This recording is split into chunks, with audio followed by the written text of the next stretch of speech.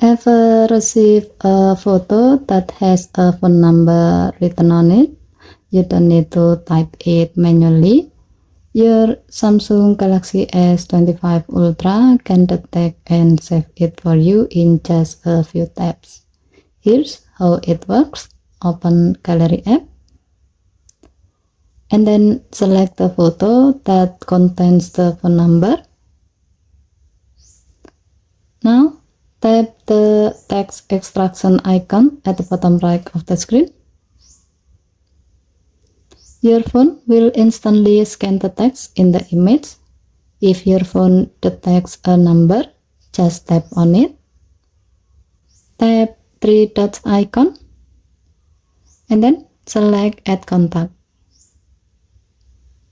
Fill in the name and other details if needed.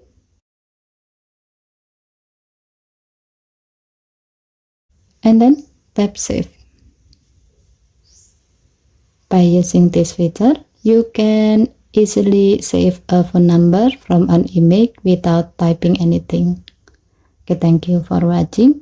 Please help to like and subscribe. Have a nice day.